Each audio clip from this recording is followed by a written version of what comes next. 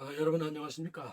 오늘은 22번째 강의, 22번째로 명백하게 새로운 도, 명백하게 새로운 도 이런 제목으로 말씀을 나누겠습니다. 강의 내용이 좀 길어질 것 같아서 1편과 2편으로 이렇게 나누어 보았고 히브리서 5장에서 7장 사이인 말씀들을 가지고 강의를 드리겠습니다. 명백하게 새로운 도, 무슨 의미인가 하면 예수님이 매우 특별하신 분이죠. 이 세상의 영적인 의미에서 세상을 창조하신 하나님과 그 세계 안에 있는 영적인 의미에서 예수님이 아주 특별하신 분이기 때문에 그런 예수님이 십자가를 짊어지시고 죽으셨고 부활하셨다 라고 하는 일을 벌였다고 하는 것은 참 인류 역사에 두 번 다시 있을 수 없는 일이죠. 그런 일을 벌이신 분이기 때문에 분명히 뭔가 의도하신 바가 있었다 그런 얘기 아니겠어요? 필연히 뭔가 다른 도를, 뭔가 다른 길을, 다른 것을, 이전과 다른 것을 의도하셨을 것이다 라는 것이 너무나 당연한 얘기죠. 당연한 얘기. 이 히브리인들은, 여기 편지가 히브리인들에게 쓰여진 글인데, 히브리인들에게는 구약 시대의 오랜 율법적 전통이 있었고 그 속에는 하나님께 대한 제사의 제도, 그 다음에 많은 삶에 대한 율법적 제도 이런 것이 있었잖아요. 그런데 그런 것들이 지속되어 오고 있었던 중에 예수님이 오셨단 말이죠. 예수님이 오셔서 그런 놀라운 일들을 벌이셨는데 도대체 무엇 때문에 그러셨는가? 왜 그런 일을 벌이셨는가? 그 다른 의도, 어떤 의도가 있었다. 라고 하는 것을 이 히브리인들에게 설명하고 납득시키기 위해서 준 성경이 이 히브리서인데, 그래서 이 히브리서는 이전에 낡은 것, 이전에 구약시대에 낡은 것과 예수 그리스도가 세우신 새로운 것, 이 차이의 대비를 설명함으로 해서 히브리인들이 예수 그리스도를 영접하고 그분 안에 있는 신앙의 본질이 무엇인지를, 그 차이가 무엇인지를 인식하도록 하기 위한 그런 의도로 이 성경이 쓰여져 있지요. 그렇기 때문에 오늘 우리가 받아들이고 있는 전통적인 신앙이라고 하는 것이 과연 이런 성경에 전편적으로 흐르고 있는 예수님의 탁월하심, 예수님의 특별하시고 탁월하심 때문에 생겨난 새로운 신앙의 그 뜻을, 그 새로운 도를, 명백하게 다른 새로운 그 도를 과연 정확하게 이해하고 그 뜻대로 우리 신앙생활을 하고 있는가 하는 것을 돌이켜봐야 할 필요가 있다. 그거를 알려주기 위한 책으로 히브리서를 바라봐야 하죠. 그래서 예수 그리스도께서 명백하게 새로운 것을 가져다 주시기 위해서 십자가와 부활 사건을 일으키셨고, 오늘 그래서 그 내용을 살펴보도록 그렇게 하겠습니다. 주로 대비를 하고 있죠. 낡은 것과 새로운 것, 옛 것과 새 것, 구약과 신약, 유대주의와 기독교, 이러한 분명한 대비를 하고 있습니다. 거기에 착안을 하셔서 중심으로 해서 들어보시기를 바랍니다. 본론으로 들어가면 어떤 것에 있어서 낡은 것과 새로운 것이 등장했느냐? 대제사장이라고 하는 신분, 대제사장이라고 하는 신분, 또 그 제도에서 바뀌었다. 대비가 일어났다. 달라졌다. 5장 1절에서 10절 사이에 그런 내용이 나타나 있는데, 그럼 낡은 것은 뭐냐? 낡은 대제사장 제도는 어떠한 성격이었느냐? 구약 시대에는, 예수님 이전의 시대에는 그 대제사장들이 아론 계열의 대제사장이었다 그랬습니다. 아론은 여러분 잘 아신 대로 하나님으로부터 율법을 받은 모세의 형이잖아요. 모세의 형, 육신의 형이란 말이죠. 그래서 이스라엘은 사람이에요, 사람.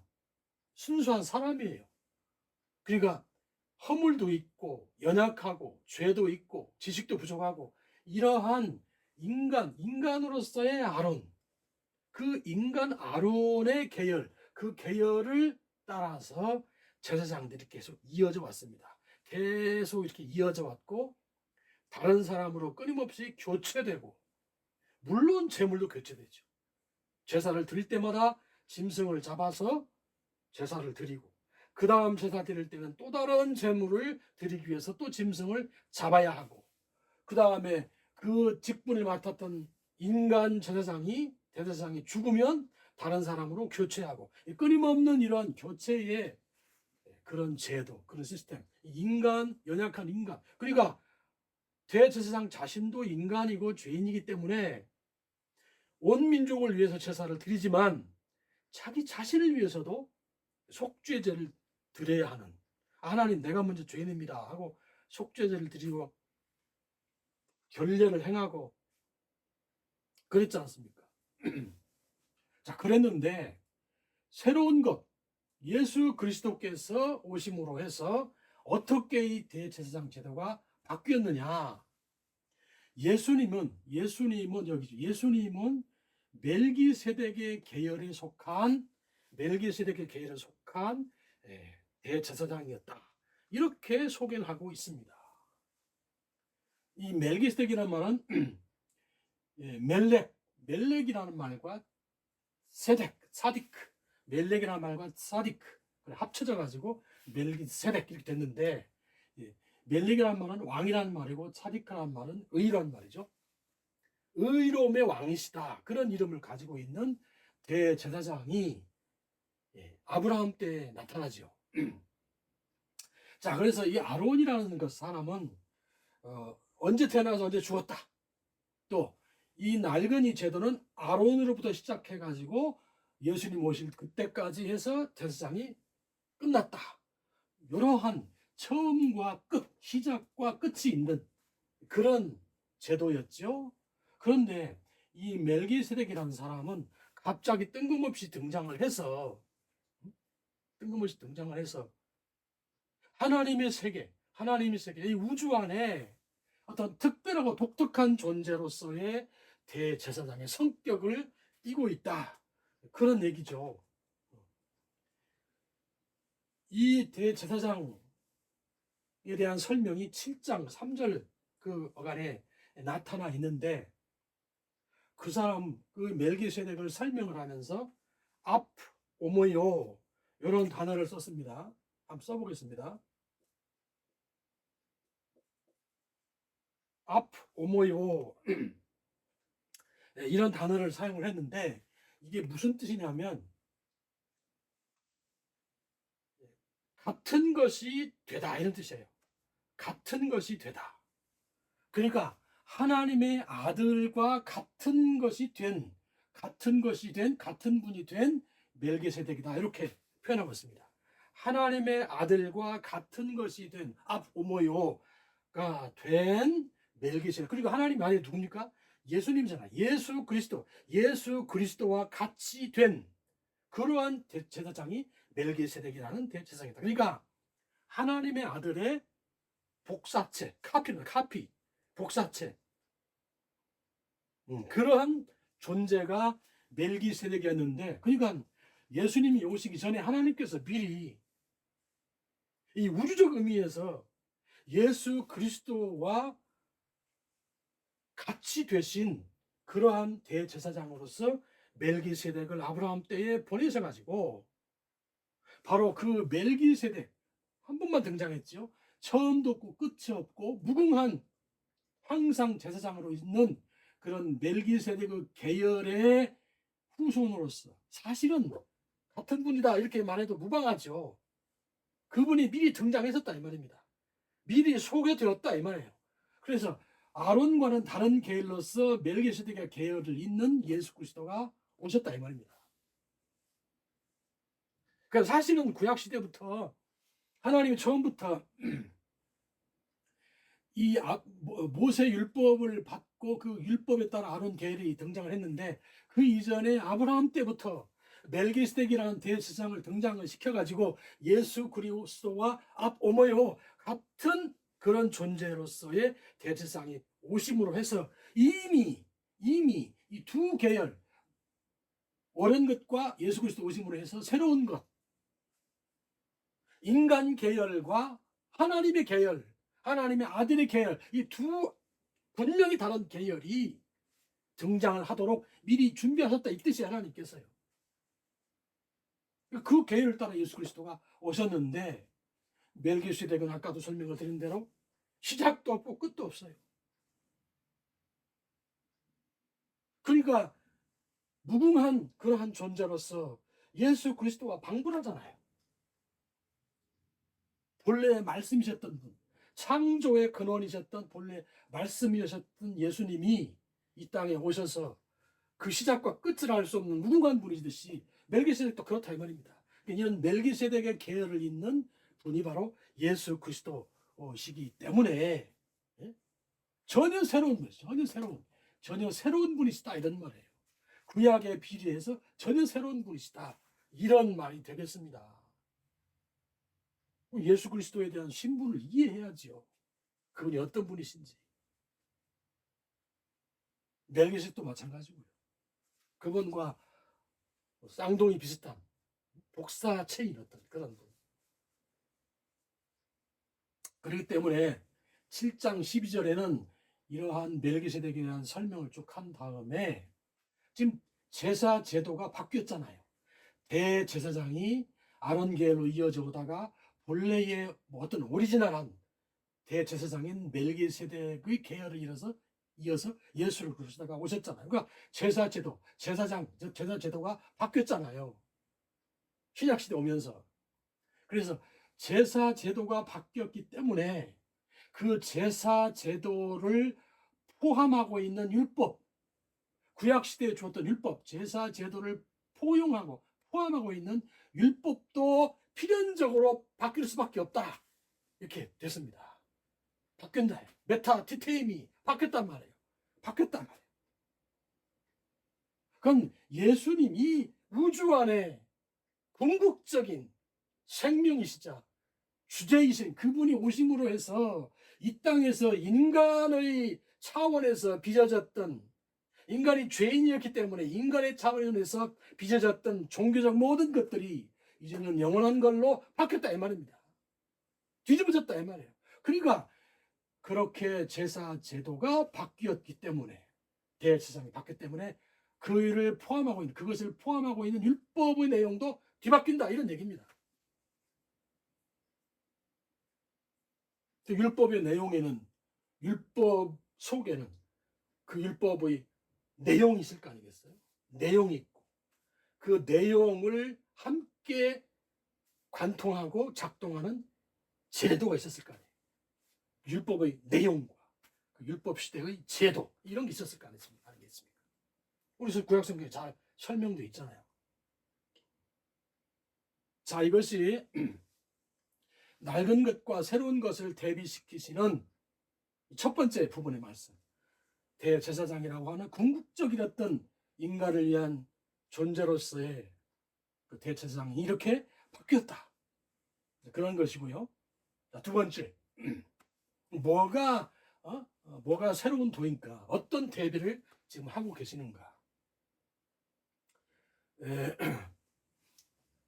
지금 이러한 사안들이 이렇게 등장하고 바뀌고 예수 그리스도가 등장함으로 해서 하나님 말씀의 기본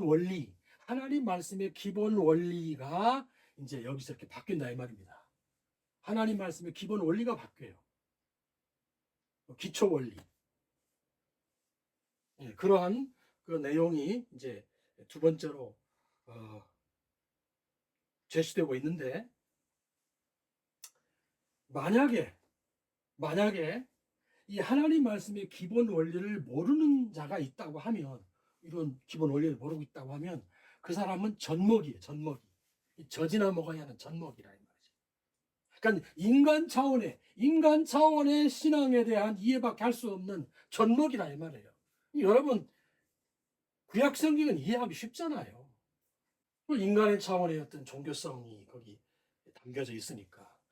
하나님 말씀의 원천의 기본, 하나님 말씀의 원천의 기본. 그래서 그 기본 원리, 그런 기본 원리를 잘 모르는 사람, 이제 기본 원리가 이렇게 뒤에 이렇게 나타나 있는데 잘 모르는 사람은 젖먹이다예요. 젖먹이. 뭐 어린 아이들이 뭐 아무 생각 없이 그냥 젖이나 꿀떡꿀떡 먹으면 소화기관이 약해가지고 소화시키고, 그런 딱딱한 식물을 주면 소화를 못 시키지 않습니까? 그런 젖먹이가 되는 것인데, 이러한 젖먹이일 뿐만 아니라 의의 말씀을 능숙하게 이해하지 못해요. 이 지금 예수 그리스도가 오신 것이 하나님의 의로움을, 하나님의 본래 의도를 이루시기 위해서 오신 것이니 그걸 이해 못한다는 거예요. 이 하나님의 말씀의 기본 원리를 모르면 의의 말씀을 이해하지 못하고, 그런 말씀들이 5장 12절에 나타나 있죠. 그 다음에 말씀의 선악을 구별하지 못해요. 무엇이 좋은 것이고 무엇이 나쁜 것인지를 구분을 못한다는 거예요. 여러분 보십시오. 여러분 둘 중에 어느 쪽을 선택하고 싶으세요? 이쪽을 선택하고 싶으세요? 이쪽을 선택하고 싶으세요? 인간적 종교적 차원을 선택하고 싶으세요? 아니면 이 멜기세덱의 예수 그리스도의 영원한 생명, 그쪽을 선택하고 싶으세요? 이게 좋은 것이고 이게 나쁜 것이에요. 선악, 선과 악, 좋은 것과 나쁜 것을 분별을 못해. 분별을 못하니까 계속 여기 머물러 있지. 교회가 지금 그러고 있잖아요. 아, 교회 얼마나 참 말로 표현할 수 없을 그런 현실 아닙니까? 여기 머물러서 그래, 여기 머물러서.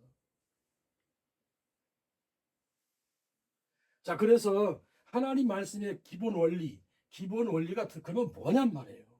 6장 1절부터 설명이 좀 되어 있습니다. 제가 지금 이 말씀을 이렇게 설명을 드리는 건 전부 성경에 있는 그대로 설명을 드리는 거예요. 성경은 창작하면 안 됩니다. 술이부작이란 말이 있죠. 술이부작.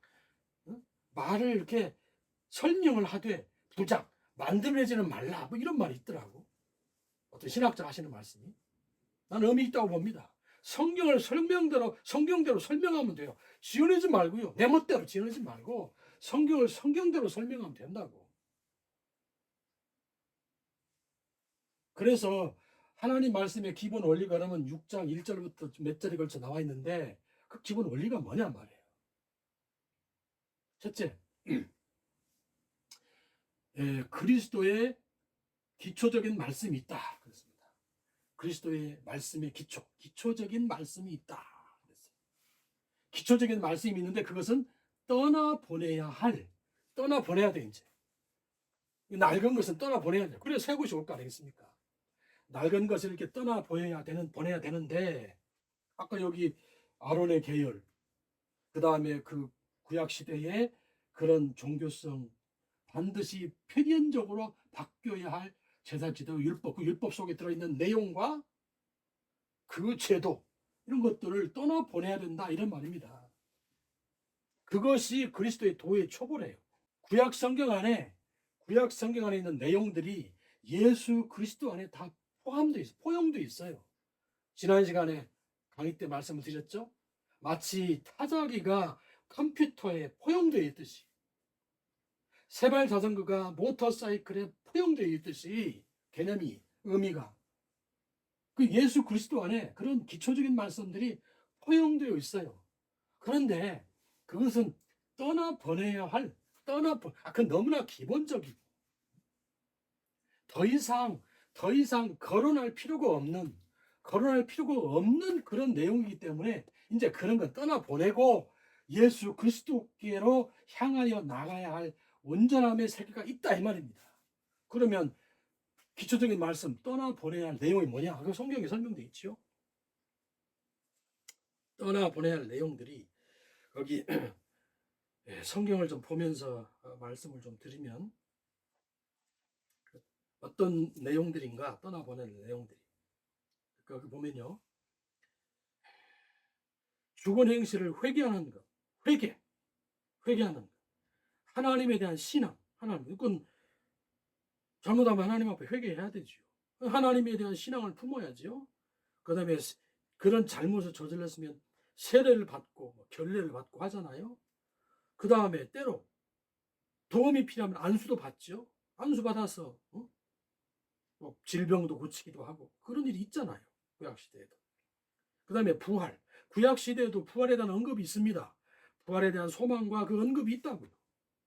그 다음에 영원한 심판이 있다. 그런 내용들이 회개하는 것, 하나님 믿는 것, 세례받는 것, 안수받는 것, 부활하는 것, 영원한 심판이 있던 것, 그런 거 다 구약에 있는 내용들이에요. 그런 내용들이 예수 그리스도의 말씀의 기초적인 것으로 저 밑바닥에 있다 이 말입니다. 구약 내용으로서. 그러니까 세례 요한도 와서 회개를 선포하고 하나님 잘못하라고 경고하고 심판에 대한 경고하고 사람들 오니까 안수해주고 요단강에서 세례주고 그리 하잖아요. 구약시대 인물로서의 세례 요한이. 그렇다 이 말입니다. 그거는 그리스도 안에 있는 기초적인 말씀, 그 말씀이 있고, 그래서 그 구약시대의 그 내용, 제가 아까 말씀드린 여러 가지 말씀드렸죠. 그 내용이 바로 그런 내용들이고, 그 다음에 구약시대의 제도가 또 있을 거 아닙니까? 그러한 내용을 떠받치고 있는, 그러한 내용이 작동되도록 하는 제도가 있었을 거 아니에요. 그 제도. 그런 제도가 어떤 것이 있습니까? 이러한 제도들이 건물로서의 성전이 있었지요. 건물로서의 성전이 있었잖아요. 거기서 제사장들이 제사를 드리고 그렇게 하지 않았습니까? 그 다음에 안식일을 지켰죠. 그 다음에 11조를 바쳤죠. 건물로서의 성전에서 일하도록 전문화된 그런 아론 지파 사람들이 생활하도록 11조를 바쳤죠. 그 다음에 절기를 지켰죠. 하나님 명령대로. 이런 내용들이 이 구약 시대의 제도들이었지 않습니까? 근데 예수 그리스도가 오심으로 해서 건물로서의 성전은 이제는 마무리됐고 더 이상 필요가 없어요. 오리지널한 원래 원형으로서의 오리지널한 하나님 앞에 하늘에 이렇게 있고 예수님이 그곳에 가셔서 지금 거기에서 여전히 이 땅에서 죄가 범람하기 때문에 예수님이 본래에 여기 땅에서 만들어 놓은 건물들로서의 그 카피본, 복사본 말고 원본, 오리지널 버전으로서의 성전이 하늘에 여전히 있는데 예수님이 그곳에 가셔서 하나님 앞에 이 땅에서 죄 많고 허물 많고 문제 많은 세상을 중보하시면서 하나님 저들을 용서해 주시고 불쌍히 여겨 주십시오라고 기도하면서 오는 백성들을 하나님 앞에 중보해서 그들이 천국에 갈 수 있도록 하는 그런 성전에서의 예수 그리스도의 사역이 지금도 진행되고 있다 이 말입니다. 요한계시록에 잘 나타나 있잖아요. 그런데 이 지상에는 건물로서의 성전은 이제는 폐지가 됐고 이제는 성전의 개념이 어떻게 바뀌었느냐? 사람이 성전이라 이 말입니다.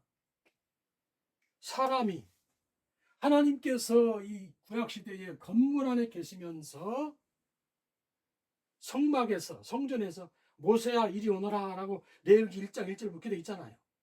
하나님이 성전에 계시면서 그것이 성전이었는데 이제는 신약 시대 예수님께서 십자가와 부활과 성령을 보내심으로 사람 속에 하나님이 들어오신다 이 말입니다.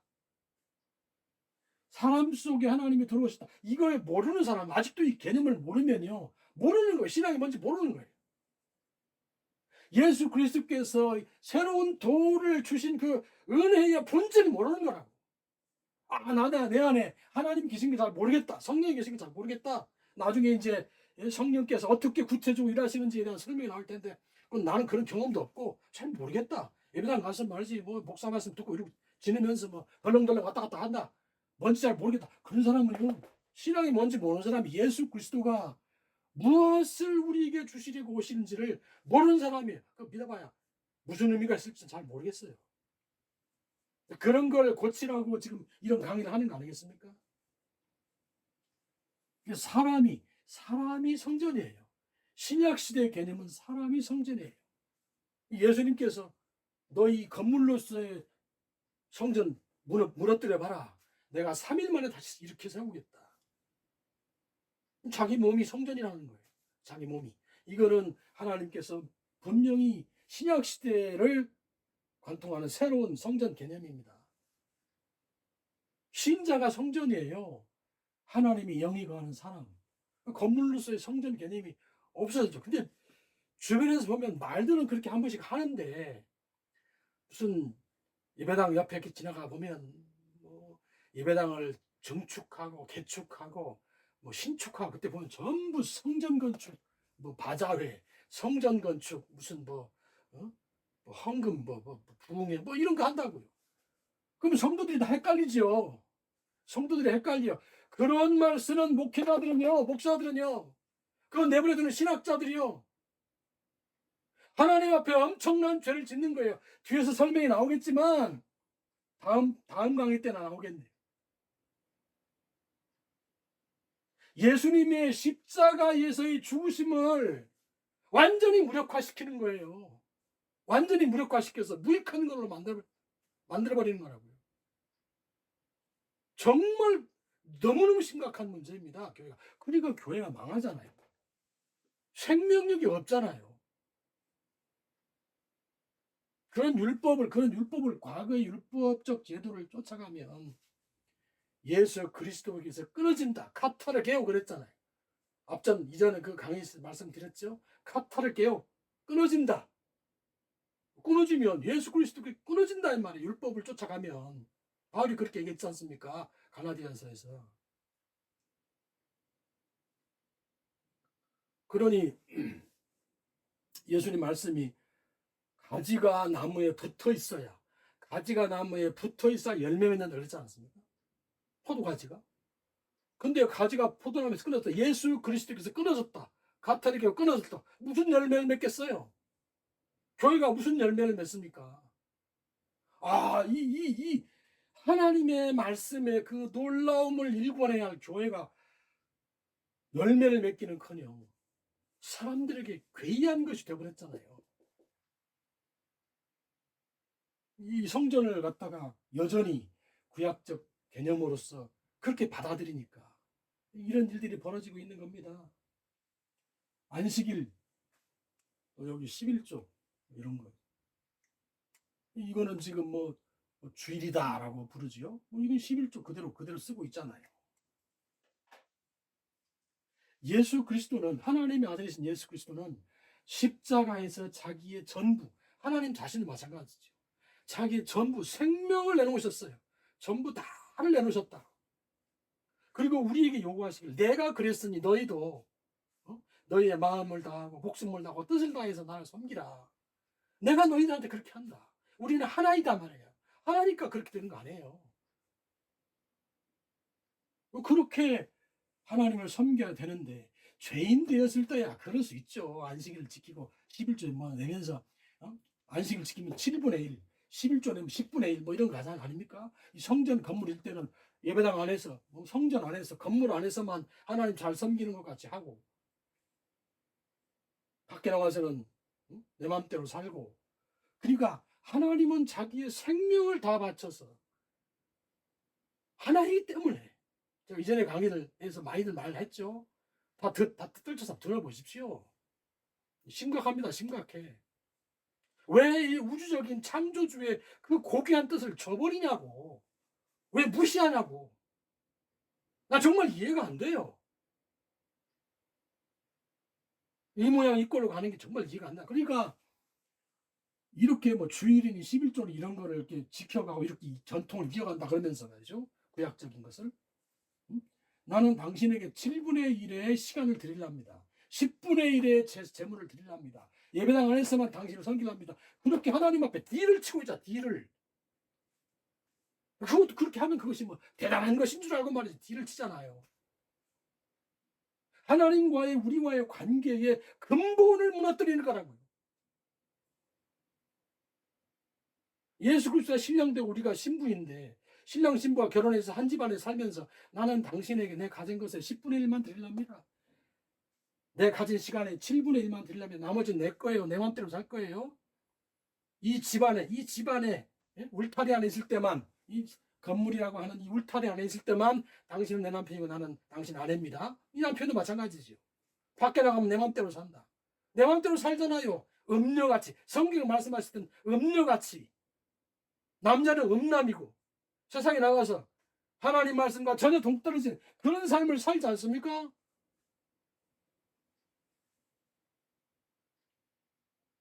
그것이 낡은 것, 아론 계열 시대의 제도 안에 있는 그 한계자, 문제점 아니겠어요? 절기도 보십시오, 절기. 절기라는 것도 보십시오. 예수님이, 이를테면 예수님이 태어나셨다. 성탄절이다. 예수님이 십자가에서 돌아가신다. 고난주간이다.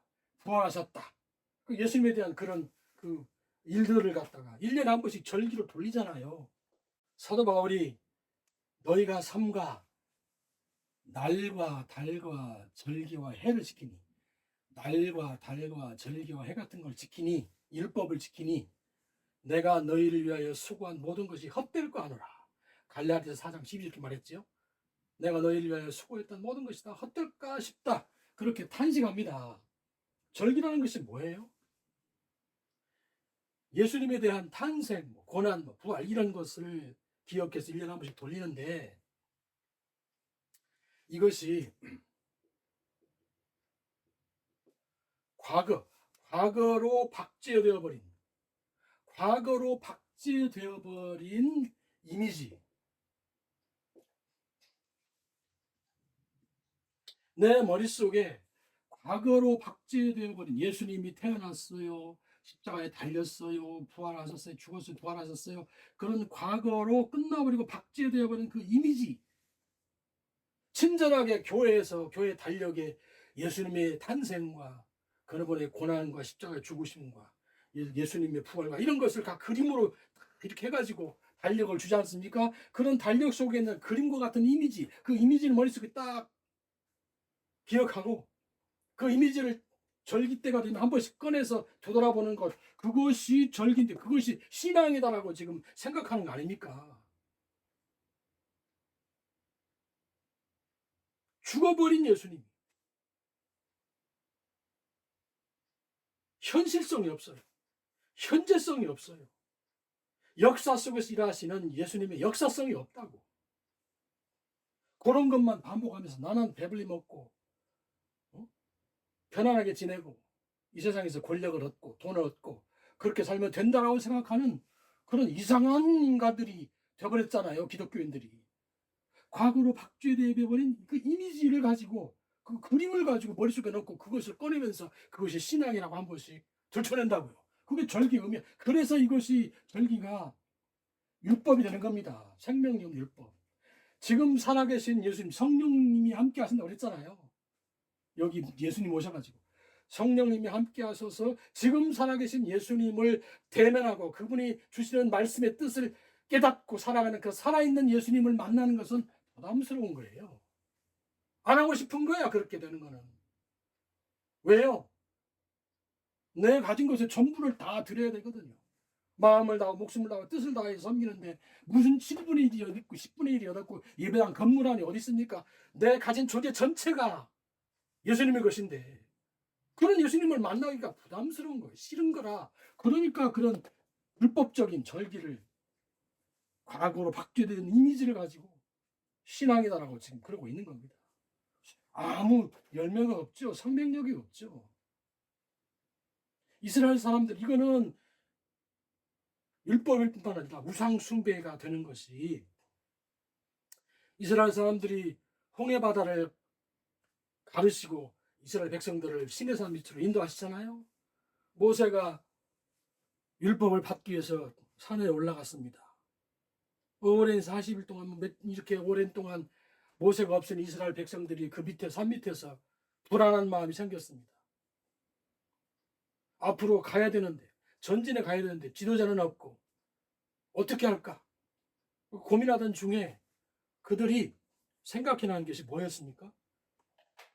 그들이 생각해낸 것이 우리를 애굽에서 종살이 하던 우리를 수많은 기적을 통해서 이집트를 완전히 무너뜨리시고 홍해바다를 건너서 우리를 여기까지 인도해 내신 바로 그 신, 바로 그 신, 그 모세가 불러주었던 그 신, 모세가 소개해 주었던 바로 그 신, 하나님이라고 하는 그 신, 야훼라고 하는 그 신, 그 신의 도움을 받고 싶다. 이거 이스라엘 민족이 그 정황 속에서 그 신의 도움을 받고 싶은데 그 신에 대한 감각이 전혀 없는 거야. 감각, 영적 감각이 없어요. 죄인들이 무슨 하나님에 대한 영적 감각이 있습니까? 없으니까 우리가 하나님에 대한 영적 감각은 없고 그 하나님을 의지해서 앞으로 전진해서 나가야 하게 되겠고, 그래서 만든 것이 그 금송아지 아니에요.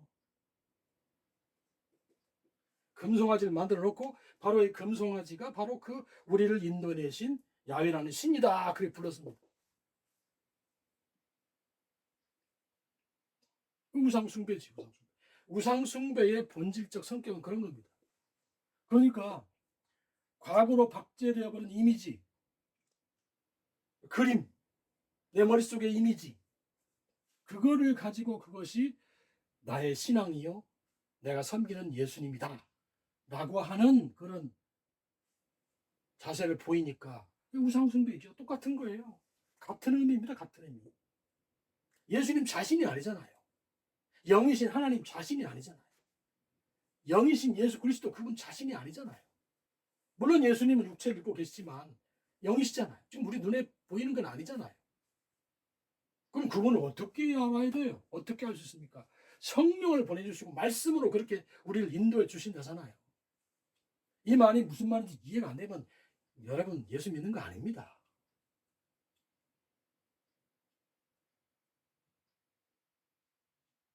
본질적인 그런 길을 아직 찾지 못한 것이죠.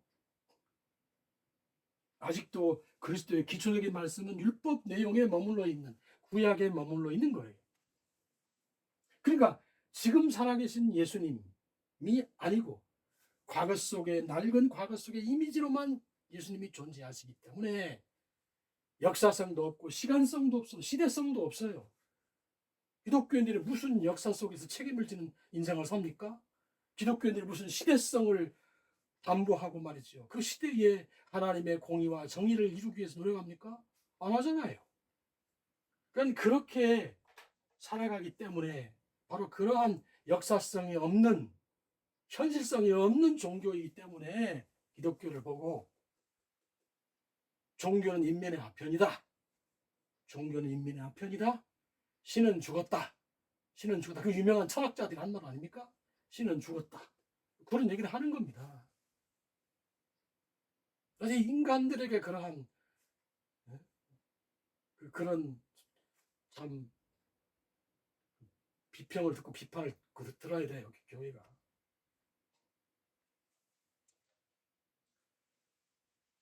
그래서 이 구약 시대의 내용, 아까 말씀드린 대로 뭐 세례 받고 뭐 안수 받고 뭐 회개하고 하나님 믿고 뭐 심판이 있고 뭐 이런 거 있잖아요. 그런 내용과 이런 제도, 구약 시대의 제도, 이런 것들이 떠나 보내야 할 것들이고 예수님의 기초적인 말씀에 다 담겨 있는 것들이다 라는 것입니다. 그러면 이 기본 원리의 또 다른 면이 뭐냐? 또 다른 면, 그리스도의 말씀이 기초가 있고 그 다음에 또 다른 면은 완전함으로 나아가라. 이러한 구약의 내용에 해당하는 것은 더 이상 이렇게 거기 매여 가지고 그 털을 닦고 말이죠. 거기 뭐 그러지 말고 떠나 보내고 그 다음에 우리가 향해서 나가야 할 온전함으로 가자. 이렇게 지금 그 바로 뒷부분에 소개를 하고 있죠. 구약의 털을 다시 닦지 말고 완전한 데 나아갈지니라. 이렇게 하면서 3절부터 6장 3절부터 완전함에 대한 설명을 하고 있습니다. 그 내용이 뭐냐? A와 B로 나눠져 있었어요. 일단 빚을 받고 일단 빚을 받아서 영적인 깨달음의 빚, 이런 말씀들이 영으로 이해되는, 영적으로 이해되는 그런 깨달음, 하나님으로부터 임하는 그 빛이 있다 이 말이에요. 그 성경 표현이 그렇잖아요. 하팍스란 말이 일단 한 번이라고 되어 있는데, 단 한 번 그런 뜻도 되지만, 하팍스 일단 한 번 그렇게 하나님으로부터 깨달음의 빛을 받으면, 그 빛을 쫙 받으면, 그러면 그 이후부터 달라진다 이거예요. 자, 그래서 저의 경우를 잠깐 좀 말씀드리면, 1980년도 21살 때에 그런 은혜를 저는 입었습니다. 모든 신자에게 다 하나님이 주신다고요. 왜 안 주시겠어요? 하나님이 각 신자들을 부를 때는 그 사람과의 하나님이 특별한 관계를 맺고 싶어 하시고, 그에게 사명도 주시고, 그 사명 따라 능력을 따라 성령님의 인도하심을 받아 살 수 있도록 그런 깨달음의 빛, 그 빛을 주신다고요. 그런 빛을 한번 일단 받으면, 1980년도에 저 이 성령이 깊이 임했던 그때가 경험이 있습니다. 예, 여기 성경에 그렇게 되어 있지요. 하늘의 성령 선물을 맛본다. 하늘의 선물. 이 선물이라고 하는 말이, 예, 여기 이 히브리서에서는 도레아라고 이런 단어를 썼는데, 고린도전서에는 카리스마라는 단어를 썼지요. 똑같은 말이에요. 선물이라는 뜻입니다. 이 선물, 카리스마가 성령님으로부터 주어지는데, 하늘로부터 주어지는데, 이 9개를 소개하고 있죠. 9개의 선물을 소개하고 있습니다. 예컨대 방언을 하고, 통변을 하고, 그 다음에 영을 분별하고, 귀신을 쫓아내는 능력 같은 걸 행하고, 병을 고치고, 그 다음에 영들을 분별하고, 믿음이 있고, 이런 여러 가지 선물이 있으면서, 맨 위쪽에, 맨 처음에 소개하는 선물이 뭡니까? 맨 처음에 소개하는 선물이 지혜의 말씀과 지식의 말씀, 이러한 선물을 말하고 있습니다. 선물이란 말이죠. 가장 중요하기 때문에 먼저 제시한 거예요. 지혜의 말씀, 지식의 말씀. 왜 지식보다 지혜가 먼저 앞섰을까? 하나님을 진짜 목숨 바쳐서 사랑하고 섬겨야 돼요. 하나님을 구하고 또 구하고, 찾고 또 찾고, 문을 두드리고 또 두드리고, 그렇게 마음과 목숨과 뜻을 다해서 하나님을 찾으면은 그것이 지혜이기 때문에, 그것이 인간으로서의 가장 본질적인 지혜이기 때문에 지식이 임합니다. 지식이 온다고요. 하나님으로부터 지식이 이렇게 임하기 때문에 그 말씀들이. 근데 지혜가 먼저 더 와야지. 지혜가 앞서는 거지. 근데 예를 들어서 예수님의 말씀을 들여보면, 전에 강의할 때도 그런 예를 들었습니다만은, 현장에서 가늠하러 잡힌 여인의 예를 들었습니다만은, 오늘은 베드로의 예를 한번 들어보겠습니다. 사도 베드로가 예수님이 십자가에서 잡히셨던 날, 죽으시기 위해서 잡히시던 날 밤에, 내가 잡힐 것이다 라고 예수님 그랬으니까, 그리고 다 흩어질 것이니 베드로가 절대로 그러지 않을 겁니다 라고 예수님께 장담하지요. 호언장담하지요. 그 예수님께서 베드로에게 말씀하시기를, 네가 다 울기 전 나를 3번 부인할 것이다 라고 말씀하셨습니다. 이거 굉장히 중요한 거예요. 베드로가 그렇게 예수님을 배반할 것이라고 하는 것을 이미 아셨다 이 말입니다. 남들이 모르는 지식, 인포메이션이 있다 이 말이에요. 그 지식이 그에게 주어졌다 이 말이에요. 예수님에게 성령의 선물로, 성령과 함께 하셨잖아요. 예수님이. 아닌 게 아니라 베드로가 예수님을 맹세하면서 저주하면서 예수님을 부인하지요. 3번을. 닭이 울죠. 예수님 말씀이 생각이 났다 그랬습니다. 베드로에게. 그러니까 울었죠. 사실 이제 많은 사람들이 보는 데서 그러한 예수님을 맹세하고 저주하면서까지 부인했기 때문에 예수님의 사도, 하나님의 사도로서의 그 막중한 직분은 끝난 겁니다. 어떻게 창피해서 내가 예수님의 사도라고 말이지 말하면서 가서 사람들한테 말씀을 전하고 다니겠어요. 3년의 모든 노력이 물거품이 됐죠. 부끄럽고 창피해서 이제 말 못하는 거예요.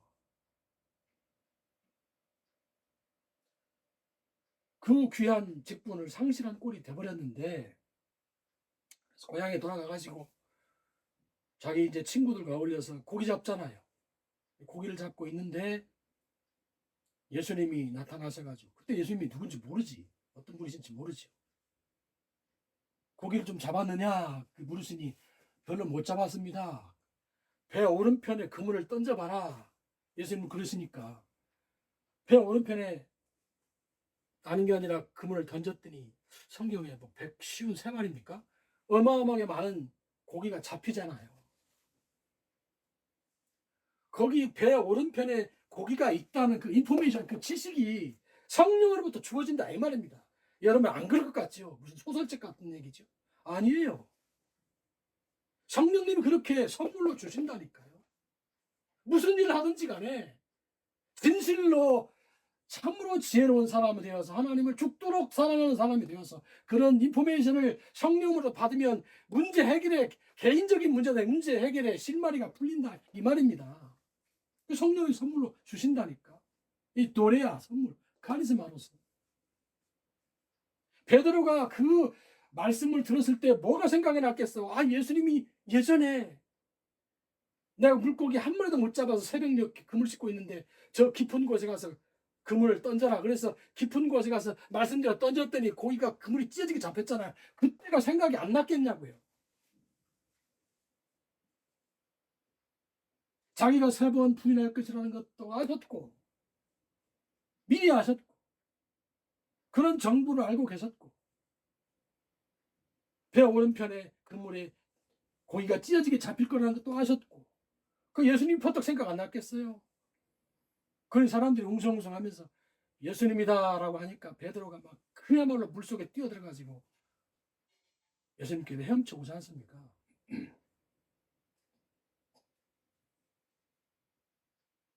그래서 바닷가에서 잡은 물고기를 함께 나누어 먹고 함께 다정하게 참 예수님이 물고기도 나누어 주시면서 대화를 하시면서 베드로에게 예수님이 물으시죠. 충분히 먹고 분위기가 이제 무르익어서 예수님의 다정하신 모습, 자비로우신 모습을 다 보여주신 다음에 예수님이 베드로에게 묻죠.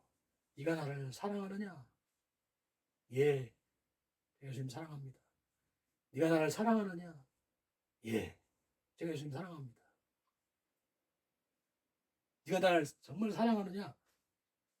예, 고민하면서 사랑합니다. 3번 그렇게 묻고 답하심으로 해서 자기를 3번 부인했던 베드로의 마음속에 있던 그 모든 양심의 가책과 찌꺼기를 다 떨어내 주시잖아요. 다 떨어내 주셔. 그런 지혜를 예수님 발휘하시잖아요. 삶의 문제를 하나님의 종으로서 살아가는 그 길이 이러한 성령님의 지혜와 지식이 없이 어떻게 가능하겠어요? 여러분 생각해 보십시오. 우리의 삶이 신자의 삶이 이 땅의 삶입니까? 하늘의 삶을 사는 거 아니에요. 내가 늘 강조하듯이. 그런 삶이 어찌 성령님 이런 지혜와 지식이 없이 가능하겠냐고. 어떻게 세상을 이겨나가겠냐고요. 그렇기 때문에 성령님의 선물로서 맨 처음 지혜와 지식이 주어진다라고 말씀을 하는 것입니다. 한번 이렇게 비침을 얻고 일단 빚을 받으면 그러한 일들이 벌어진다 이 말이에요. 그런 경험이 쌓인다 이 말입니다. 그런 경험이 쌓여서 점점 하나님의 사람으로 이렇게 변화되어 가면 하나님과 동행하는 성령의 사람이 되어 가면 그 다음에 B번 이거 예배는 B번 그러면 자연스럽게 성령님의 단짝 동반 그래서 절친이 된다 이 말이에요. 전에 말씀드린 적 있죠? 메토코스란 말이에요. 메토코스. 메토코스란 말이 성령님의 단짝, 성령님의 동반, 성령님의 절친, 아주 친한 친구, 그런 사람이 된다 이겁니다. 항상 함께하는, 이 동반이라는 것은 같이 다니는 거 아니에요. 어떤 뜻과 목적을 위해서 단짝, 단짝, 늘 붙어 다니는 그런 존재 아닙니까? 이 불교의 스님들은 도반이라죠. 도반, 길을 함께 가는 나의 동무, 나의 친구, 절친, 나의 짝, 같은 화두를 갖고 같이 그 수행을 하면서 부처님의 길을 따라가는 그 인간 동반, 나의 동반자, 그런 외로움을 극복하고 문제를 함께 해결해가는 그런 친구로서의 그 도반이 있는데, 성령께서 우리의 그런 도반이 되신다는 거 아니에요. 하나님이 우리의 도반이 되신다는 거 아닙니까? 단짝이 되어주신다. 우리의 동반자가 되어주시고, 그래서 우리의 절친으로서 함께 이 세상을 살아가도록 도와주시는 성령님이 우리 메토코스가 되어오신다. 이런 말이죠. 그렇게 해서 세 번째, 말씀의 좋은 것, 말씀의 선한 것, 말씀의 좋은 것, 말씀의 좋은 것을 깨닫는 그런 자리에 간다 이 말이에요. 말씀이 얼마나 좋은 건지 모른다 여러분. 생각해 보십시오. 하나님이 천지를 만드신 분이세요. 천지의 주제이고 주관자십니다. 천지의 모든 것을 자기 뜻대로 하시는 분이라 이 말이에요. 얼마나 좋은 것이 많겠어요. 하나님이 참 좋으신 분인데. 그래서 아까 여기서 베드로의 예를 들었지만, 개인의 문제뿐만 아니라 거시적인 큰 문제도 왜 하나님 앞에 답이 없겠습니까? 왜 하나님 앞에 해결책이 없겠어요? 지금 인류가 지금 고통하잖아요. 너무나 자원을 많이 고갈시키고 잘못된 사고를 가지고 이 세상을 살아오면서, 기독교인들이 특히나 유럽 기독교인들이 그러면서 지금 지구촌의 기후가 지금 말할 수 없이 회파됐잖아요. 이제는 인간이 살 수 없는 환경까지 가고 있다. 인류의 종의 멸절을 얘기하는 그런 시대가 됐잖아요. 이게 뭐예요 이게? 너무너무 이상하지 않습니까? 그 과정에서 자원을 고갈시키고 있죠. 그리고 그렇게 생겨난 경제적인 부가 너무너무 불평등하게 그렇게 되기 때문에 그 속에서 이념적 갈등, 사회적 이념 갈등이 생기잖아요. 보수주의와 진보주의, 우파와 좌파, 가진 자와 못 가진 자, 그런 갈등 때문에 전쟁도 나고 이러지 않습니까? 왜 그런 문제에 대한 해답이 없겠냐고요. 말씀이 좋은 것 속에 들어있다고. 그게 다 있다고요. 이 세상을 창조하신 분이기 때문에, 인간을 만드신 분이기 때문에, 인간이 어떻게 이 땅에서 살아야 그 도리를 다 말씀하고 계세요.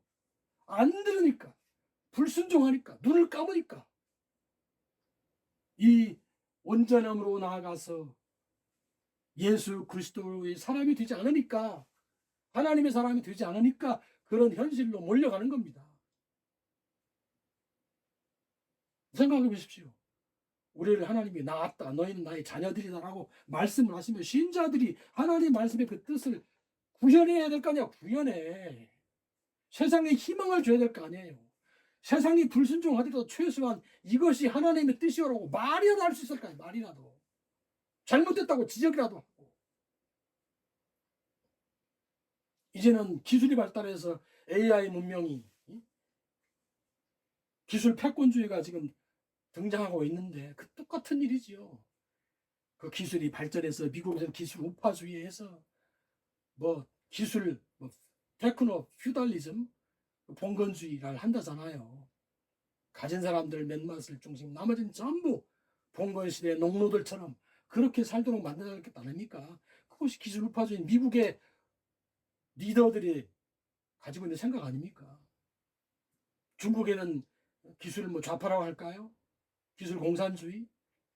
그래서 중국의 전통적인 사상, 노자의 사상, 공자의 사상, 그런 것을 밑바탕으로 하는 AI를 시대를 열겠다. 지금 그러고 있잖아요.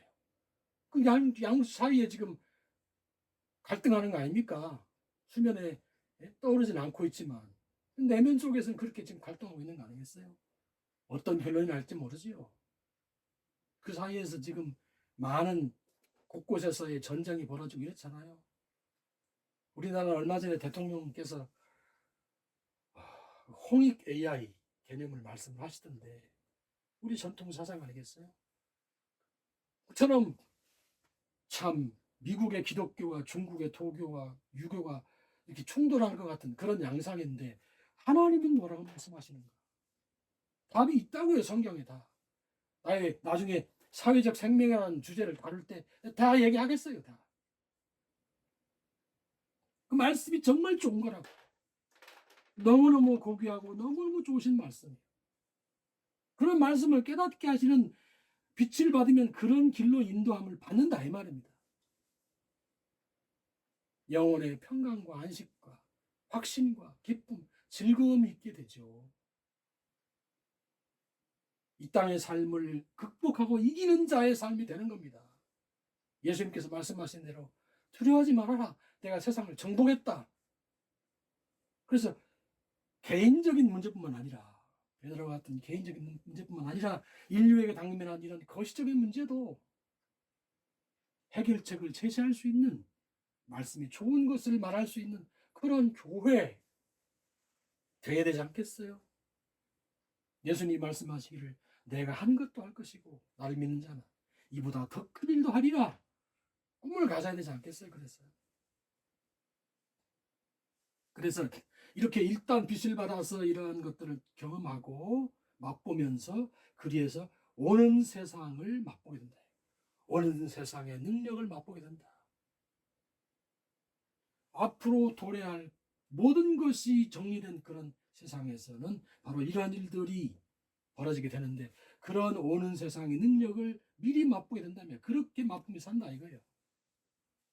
그것이 신자의 삶이다 라고 하나님이 말씀하고 계신다 이겁니다.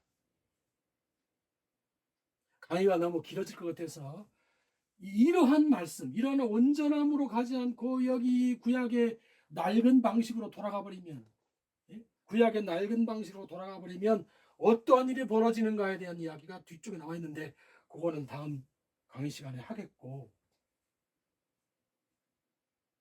그래서 이러한 내용을 가지고 우리가 결론적으로 완전하고 새로운 도를 향해서 나가야 된다. 성경에 하나님이 약속하셨어요. 하나님은 인간이 아니시라 절대로 시건하지 않았습니다. 자기가 뱉으신 말씀을 도로 집을 삼키지 않으신다고요. 성경에 약속한 말씀 반드시 지키십니다. 문제는 사람이지요. 사람이 하나님을 진실로 사랑하고 진리를 사모하지 않아요. 빛을 받고자 하지 않아요. 적당히 하려고 하니까 아무것도 안 이루어지죠.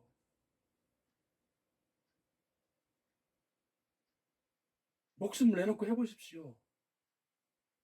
죽고자 하면 살고 살고자 하면 죽는다 그랬습니다. 살라고 하니까 하나님을 대면하는 것, 말씀의 뜻대로 쫓아가는 것을 부담스러워 하잖아요. 안 하잖아요.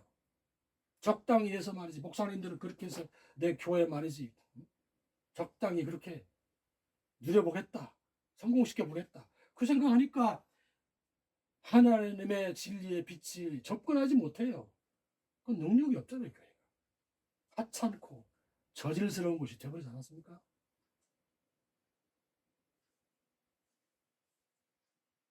다음 시간에 이어서 명백하게 새로운 두 번째 강의를 이어서 좀 더 확장된 말씀을 드리도록 하겠습니다. 오늘 여기까지 하겠습니다.